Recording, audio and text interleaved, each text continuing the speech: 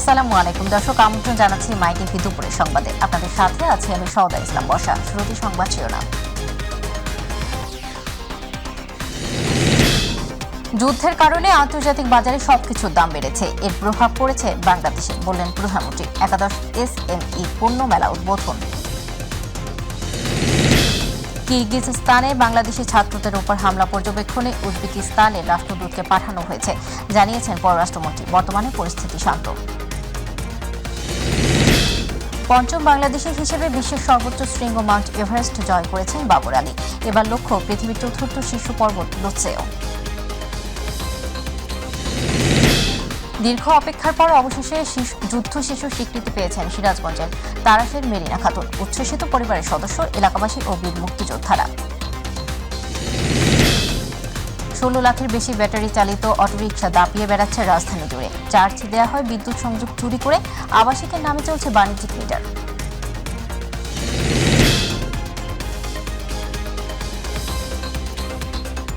দর্শক, শুনছিলেন শিরোনাম। সংবাদ এছাড়াও থাকছে মাই টিভির প্রতি রবিবারের নিয়মিত আয়োজন স্পোর্টস অ্যারাউন্ড।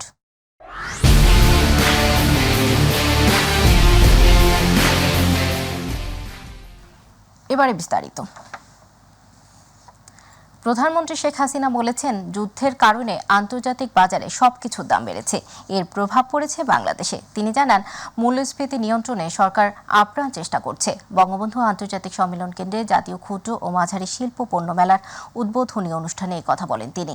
নারী পুরুষকে সমানভাবে উদ্যোক্তা করতে পারলে দেশ দ্রুত এগিয়ে যাবে উল্লেখ করে উৎপাদনের পাশাপাশি উৎপাদিত পণ্যের নতুন নতুন বাজার তৈরির পরামর্শ দেন সরকার প্রধান।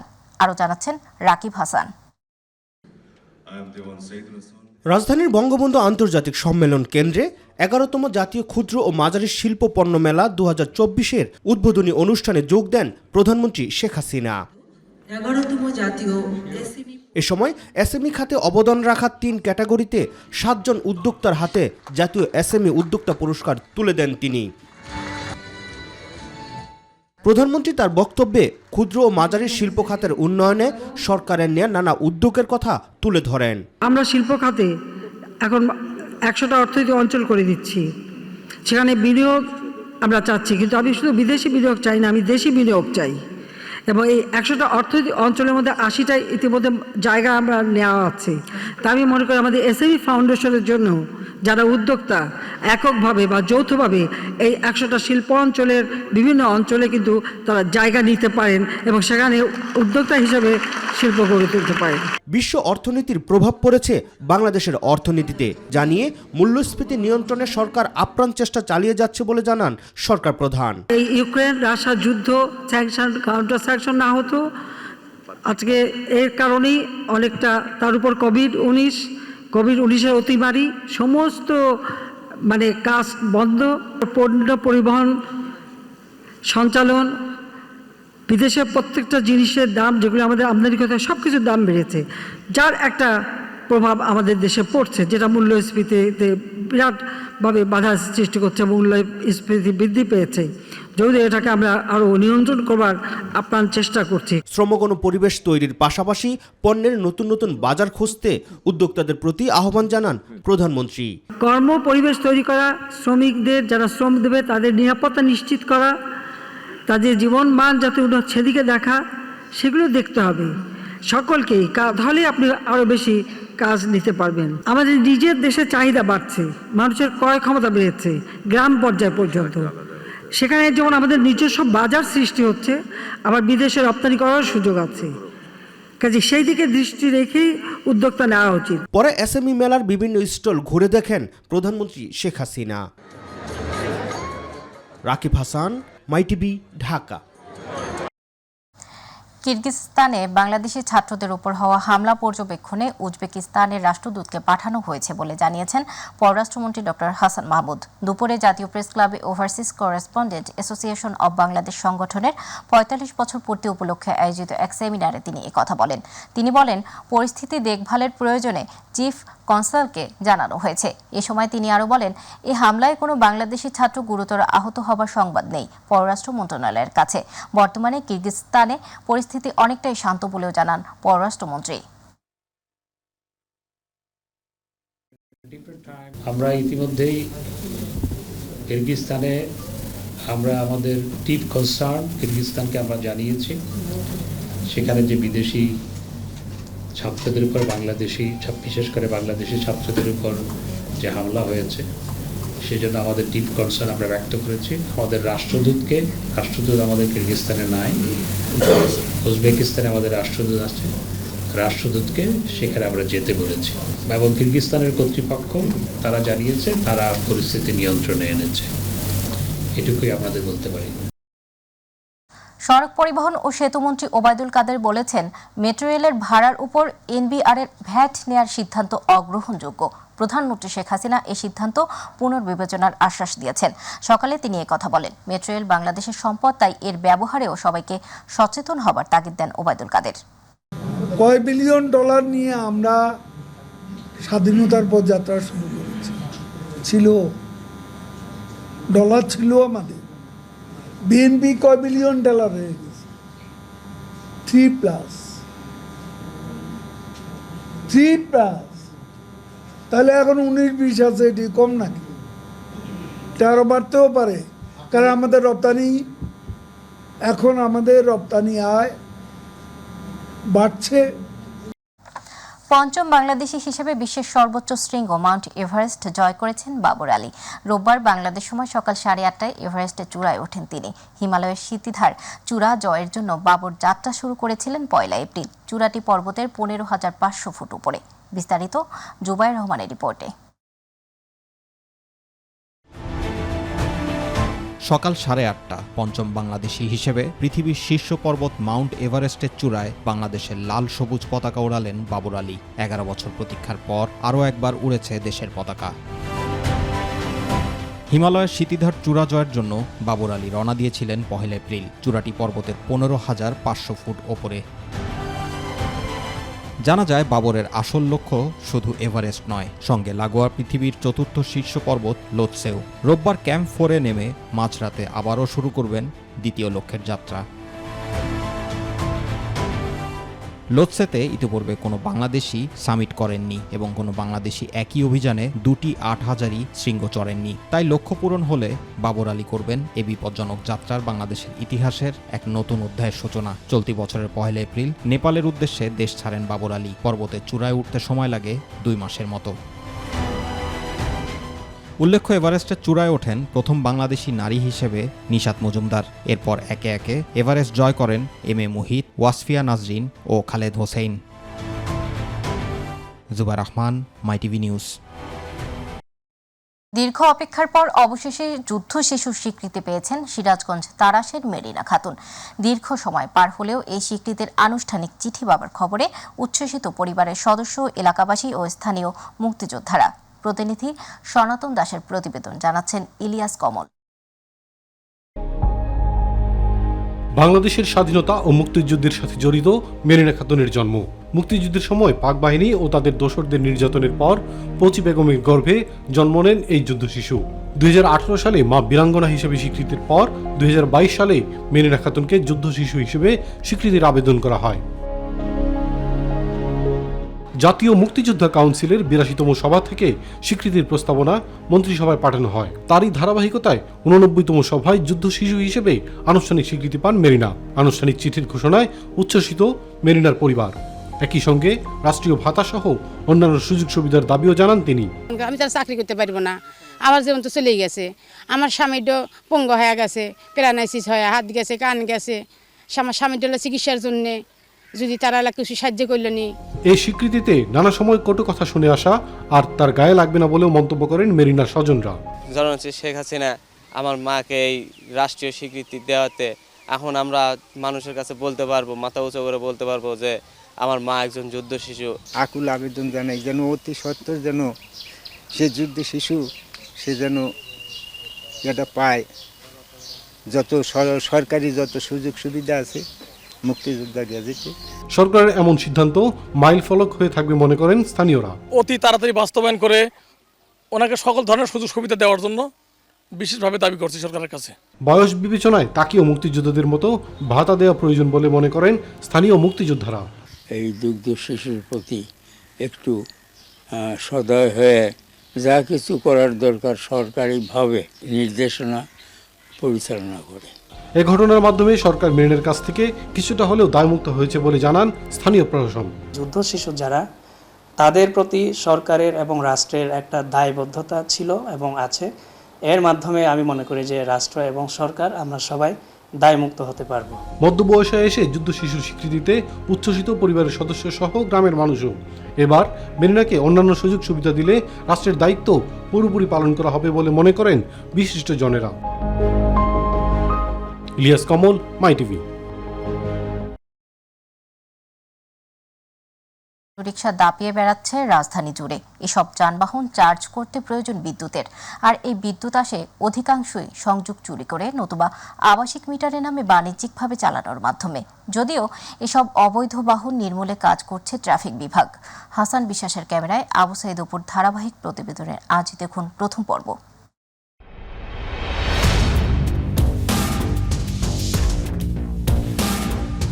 প্রকাশ্যে দিনের আলোতে রাজধানীর অলিগলি থেকে শুরু করে প্রধান সড়কেও দাপিয়ে বেড়াচ্ছে বিদ্যুতের সাহায্যে চার্জ দেয়া এসব অবৈধ অটোরিকশা। নামমাত্র বৈদ্যুতিক মোটর বসিয়ে প্যাডেল রিকশাকে অটোতে রূপান্তর করে দিনের পর দিন অনিয়মকে যেন নিয়ম বানিয়েছেন কিছু মানুষ। বাস্তবতা যখন এমন, তখন আমাদের গন্তব্য তেজগাঁও এলাকার একটি গ্যারেজে। নিজ চোখেই দেখুন বিদ্যুৎ দিয়ে কি তেলেসমাতি কারবার চালাচ্ছে অটো ব্যবসায়ীরা। কিভাবে প্রকাশ্যে দিচ্ছেন অটো রিকশা চার্জ। মিটার বাণিজ্যিক না আবাসিক এমন প্রশ্ন করতেই চটে গেলেন তিনি, আর উত্তরটাও সোজাসাপটা। আপনি যদি এটাকে মিডিয়াতে করেন তো আমার ক্ষতি না, আপনি আমি সাক্ষাৎ কাজ দিন। আপনার কাছে কোনো কাগজপত্র নেই? কাগজপত্র আছে, ওই যে মিটার চলে, কাগজপত্র ছাড়া। তো একটু দেখান আমাদেরকে। এদিকে আমি সাথে লই ঘুরি। শুধু তেজগাঁও নয়, রাজধানী নগরীর গাবতলী, বসিলা, মোহাম্মদপুর, আগারগাঁও, ধানমন্ডি, কোনাবাড়ি, বেরিবাদ, মিরপুর 11, 12, 14 ও রূপনগর সহ উত্তর দক্ষিণখান, মাদারটেক এবং বিভিন্ন এলাকায় বিভিন্ন অলিতে গলিতে এসব ব্যাটারি চালিত অটোরিকশা দাপিয়ে বেড়াচ্ছে। যদিও এসব নির্মূলে কাজ করছে ট্রাফিক বিভাগ। প্রতিটি ইজি বাইকে থাকে 60 ওয়াটের ব্যাটারি, যা সারা রাত চার্জ দিতে গেলে বিদ্যুৎ খরচ হবে 8 থেকে 10 ইউনিটের অধিক, যা অকপটে স্বীকার করলেন এই অটোরিকশা মালিক। কিন্তু এসব তো বাণিজ্যিক, আবাসিক না। না, এটা তো মানে আবাসিকই তো আমরা জানি, এটা তো বাণিজ্যিক না। ট্রাফিক পুলিশের এই সার্জেন্ট বলছেন, এসব ব্যাটারি চালিত অটোরিকশা চলাচলের পাশাপাশি চার্জ দেওয়ার দোকানগুলো বন্ধের কাজ চলমান রয়েছে। ভিতরের রাস্তাগুলোতে আমাদের একটু কমে যাওয়া হয়, তো মেইন রাস্তার আশেপাশে যদি আমরা ওই ব্যাটারি চালিত অবৈধ রিক্সাগুলো পাই, আমরা সেক্ষেত্রে আটক করে রেকারিংয়ের সাহায্যে আমরা ডাম্পিংয়ে পাঠাই। বাণিজ্যিকের নামে এভাবেই আবাসিক থেকে সংযোগ নিয়ে ব্যাটারিতে চার্জ দিয়ে এভাবে অটোরিকশাগুলো দেদারসে চালানো হচ্ছে। যদিও সরকারের পক্ষ থেকে এগুলো বন্ধ করার জন্য কঠোর নির্দেশনা দিয়েছেন আওয়ামী লীগের সাধারণ সম্পাদক ওবায়দুল কাদের, কিন্তু তারপরেও কোনোভাবেই এসব দৌরাত্ম্যকে বন্ধ করা যাচ্ছে না। আর এসব বন্ধ করতে হলে সংশ্লিষ্ট কর্তৃপক্ষকে আরও বেশি উদ্যোগী হতে হবে। অবশ্যই তপু, মাই টিভি, ঢাকা।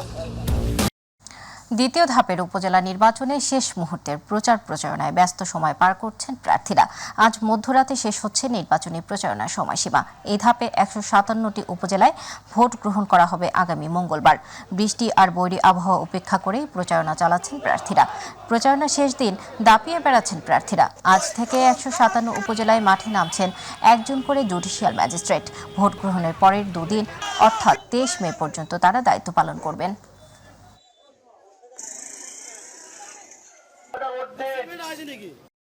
দর্শক, এই মুহূর্তে রংপুর থেকে নির্বাচনী পরিস্থিতি খবর জানাতে যুক্ত হচ্ছেন প্রতিনিধি মাহমুদুল হাসান। মাহমুদুল, ষষ্ঠ ধাপের দ্বিতীয় দফায় নির্বাচনী প্রচারণার শেষ মুহূর্তের কি খবর আছে আপনার কাছে, জানাবেন।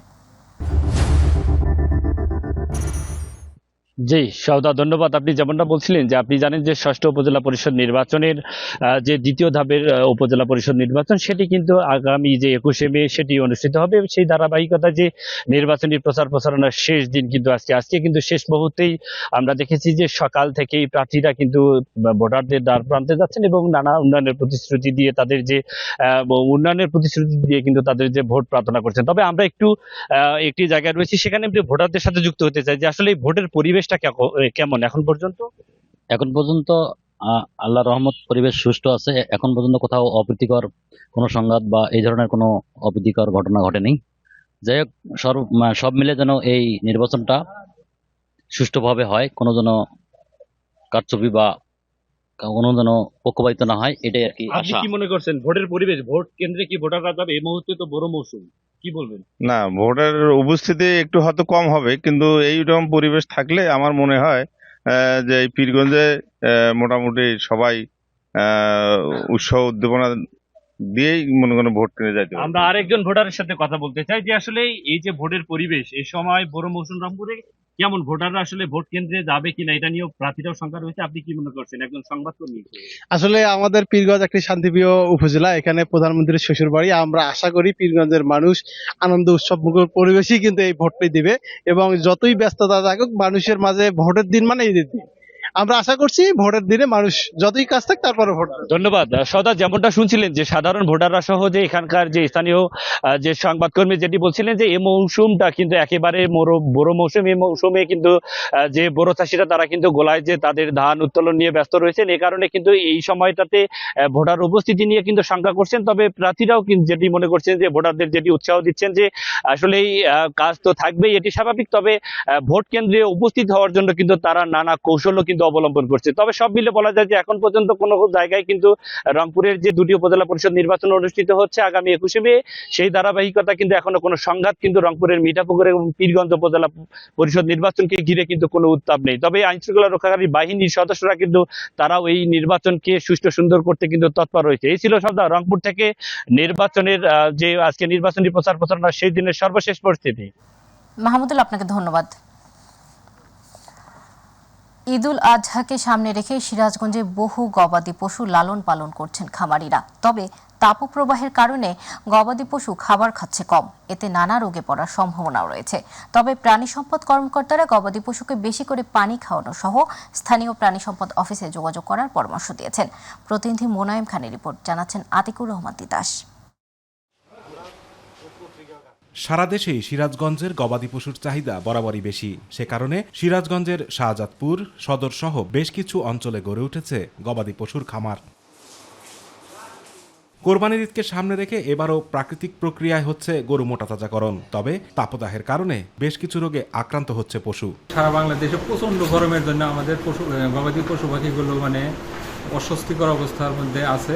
তবু আমরা চেষ্টা করে যাচ্ছি যতটুকু ইয়েতে রাখা যায়। গরমের জন্য যে গরুর স্বাভাবিক রোগ প্রতিরোধ ক্ষমতা সেগুলো কমে যাচ্ছে। গরমে সুস্থ রাখতে অতিরিক্ত পানি খাওয়ানো সহ প্রতিদিন 3 বার গোসল করাতে হবে গরুকে। সে কারণে এবার গরু মোটাতাজা প্রক্রিয়া অন্যান্য বারের তুলনায় কম হচ্ছে। দানাদার খাবারের দাম বেড়ে যাবার কারণে এবার খরচ কিছুটা বাড়তি হলেও লাভের মুখ দেখবেন বলে আশা করছেন খামারিরা। প্রাকৃতিক উপায়ে আমরা গরুগুলোকে লালন পালন করি, কিন্তু দানাদার খাদ্যর কারণে একটু সমস্যা, কারণ দানাদার খাদ্যর দাম একটু বেশি, সেই জন্য 3 বেলা ঝাবাইতে আছি। গরুর ফলন নাই। অতিরিক্ত গরমের কারণে বেশ কিছু রোগে আক্রান্ত হচ্ছে গবাদি পশু। তবে তা নিরসনে প্রাণী সম্পদ বিভাগ তৎপর। ওয়েদার যদি টেম্পারেচার বেড়ে গেলে স্বভাবতই গরু খাওয়া দাওয়া তাদের কমে যায়, তাদের কোনো একটা হজম ক্ষমতাও কমে যায়। যার কারণে আমরা তাদেরকে যেটা পরামর্শ দিয়ে আসতেছি যেটা হচ্ছে যে যদি গরম বেশি হয়, যেটা আপনি বলেন যে আমরা তাদেরকে 2-3 বার গোসল করার বলতেছি, এবং তারা যেন দিনের বেলায় অন্তত শক্ত খাওয়া এটা যেন না খায়, পানি বেশি খাওয়ায়, বিশুদ্ধ পানি, পাশাপাশি যেন কাছাকাছির জন্য প্রাপ্যতা বেড়ে দেয়। যখন দিনের তাপমাত্রা যখন কমে যাবে তখন যেন তার দানাদার অন্য খাদ্য খাওয়ায়। জেলা প্রাণী সম্পদ অফিসের তথ্য মতে জেলায় এবছর 6,24,000 গবাদি পশুর মজুদ রয়েছে। চাহিদা রয়েছে 2,17,000 পশুর। এবছর বাজার ভালো থাকলে অন্তত 2,500 কোটি টাকার বিক্রি লেনদেন হবার সম্ভাবনা রয়েছে। আতিকুর রহমান তিতাস, মাই টিভি। বান্দরবানের রুমায় সেনাবাহিনীর সঙ্গে বন্দুকযুদ্ধে 3 জন KNA সদস্য নিহত হয়েছেন। দুপুরে রুমা উপজেলায় এই বন্দুকযুদ্ধের ঘটনা ঘটে। এ সময় অস্ত্র, বেতার যন্ত্র ও সরঞ্জাম উদ্ধার করা হয়। এর আগে গত 7 মে রুমা উপজেলায় সেনাবাহিনীর অভিযানকালে গুলি বিনিময়ে কুকিচি ন্যাশনাল আর্মির একজন সশস্ত্র সন্ত্রাসী নিহত হয়েছিল। এ সময় অভিযান চালিয়ে KNA সন্ত্রাসীদের ব্যবহারকৃত বাংকার, পর্যবেক্ষণ চৌকি ছাড়াও অস্ত্র, গুলি ও বিপুল পরিমাণ বিস্ফোরক সরঞ্জামাদি সহ ওয়াকি-টকি সেট উদ্ধার করেছিল সেনাবাহিনী। দক্ষিণ উপকূল জুড়ে আজ থেকে শুরু হয়েছে মৎস্য আহরণে ৬৫ দিনের সরকারি নিষেধাজ্ঞা। কিন্তু জেলেরা বলছেন, দেশের নিষেধাজ্ঞা চলাকালীন সময়ে ভারতীয় জেলেদের আগ্রাসন বন্ধ করা যাচ্ছে না। তাই অনুপ্রবেশ ঠেকানোর পাশাপাশি সঠিক সময়ে সহায়তা প্রদানের দাবি মৎস্য শিকারীদের। প্রতিনিধি সাইফুল ইসলাম রয়েলের রিপোর্ট, জানাচ্ছেন শামস তাবরিজ উচ্ছ্বাস। গভীর সমুদ্র থেকে সুনীল অর্থনীতির সক্ষমতা বাড়াতে ২০ মে থেকে ২৩ জুলাই পর্যন্ত ৬৫ দিনের নিষেধাজ্ঞা দিয়েছে মৎস্য বিভাগ। টানা এই অবরোধে হতাশা প্রকাশ করেছেন মৎস্য সংশ্লিষ্টরা। তারা বলছেন, দীর্ঘ এই নিষেধাজ্ঞার কবলে ধার দেনায় জড়িয়ে পড়েছেন সমুদ্রগামীরা। ফলে দুশ্চিন্তার ভাঁজ পড়েছে পরিশ্রমী এই মানুষগুলোর কপালে। অনেক জেলে আছে, কোনো অনুদান পায় না। এই ৬৫ দিন তারা কিভাবে চলবে? আমরা ঝড়বন্যার কবলে পড়লে আমাদের জন্য তো কোনো পদক্ষেপ নেওয়া হয় না। এই মুহূর্তে যদি আরো ৬৫ দিন অবরোধ দেয়, তাদের অভিযোগ, নিষেধাজ্ঞার সুযোগে পার্শ্ববর্তী দেশের জেলেরা বাংলাদেশের জলসীমায় প্রবেশ করে ইলিশ শিকার করে নিয়ে যায়। ইন্ডিয়ান ডলার এই আমাদের মৌডুবির বয়ের কাছে এসে সব অনেক জালেরা মাছ ধরে। বন্ধ করলে একসাথে বন্ধ করতে হবে।